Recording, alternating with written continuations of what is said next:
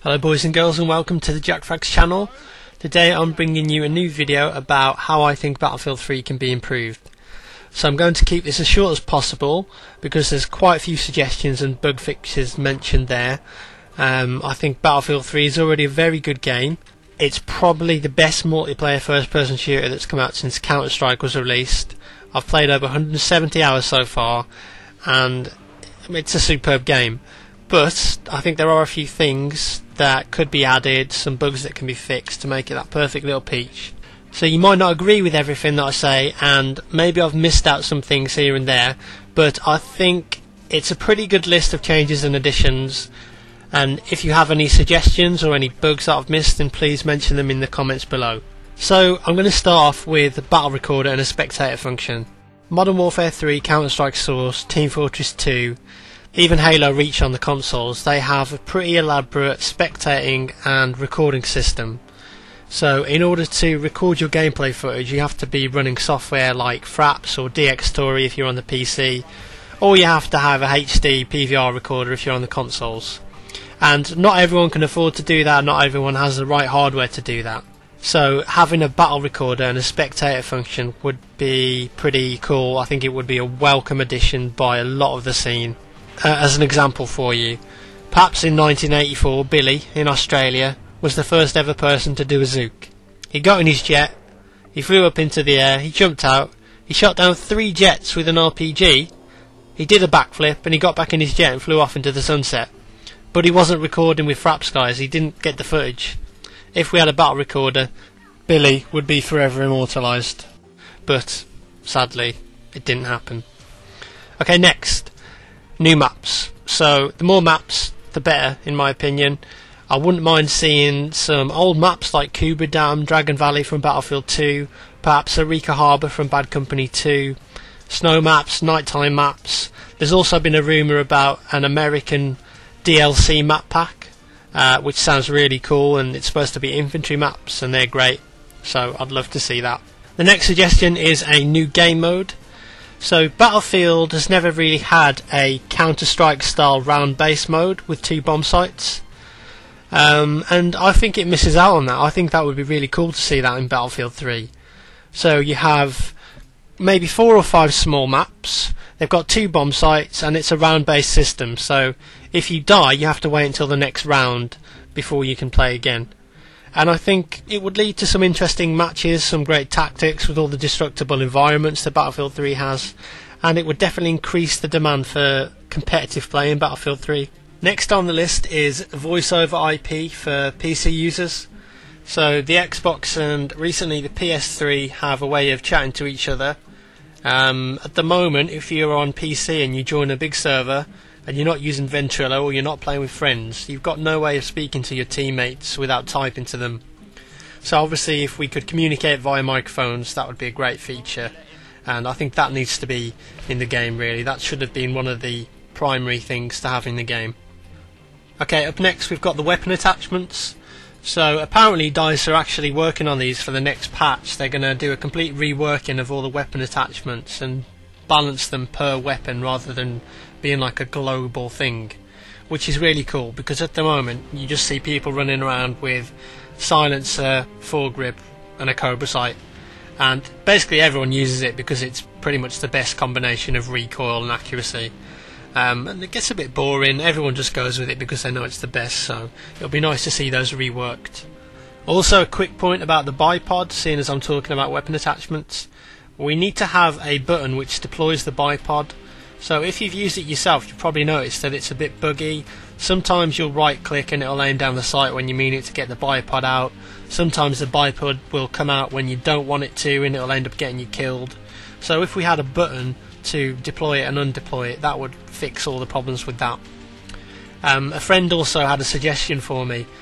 Obviously when you use the bipod you're a very stationary target and it's easy to be shot. So why don't we have like a duck your head button? So maybe if you press control or crouch while you've got the bipod deployed, you can duck your head down to give you a bit of cover. Next on the list is to do with revives.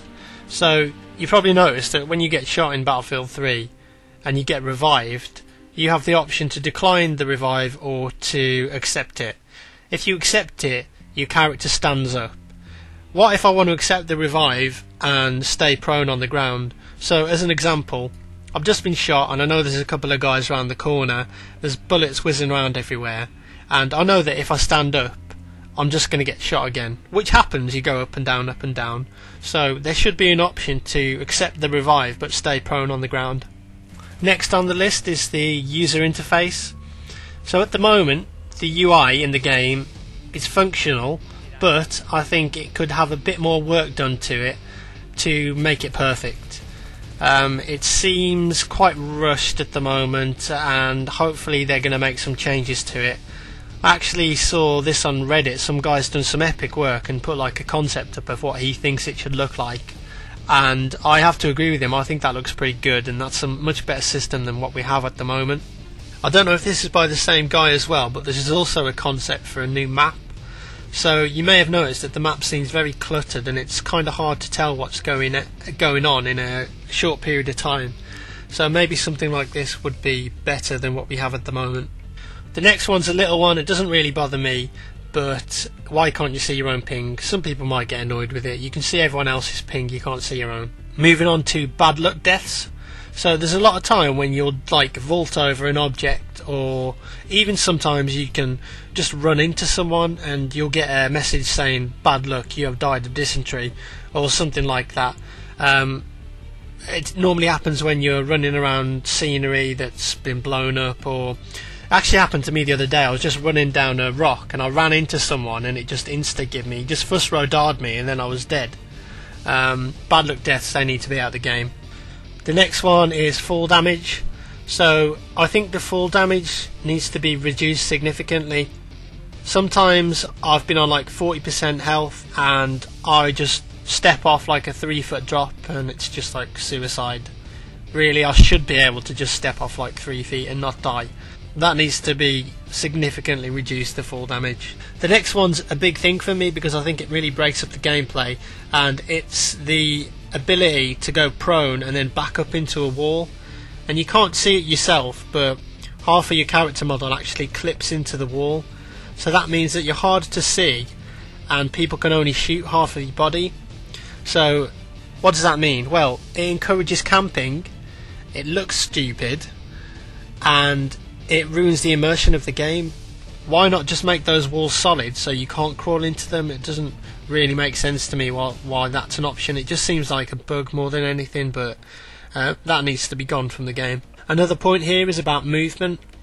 Sometimes you'll find that you can't run up like a curb on a pavement, or you can't jump over a tiny little fence. No matter how many times you press jump to get over it, it just won't let you get over it. It happens a lot of the time when stuff's been destroyed as well, so insurmountable objects, they need looking at as well. Next on the list is the running and jumping speed.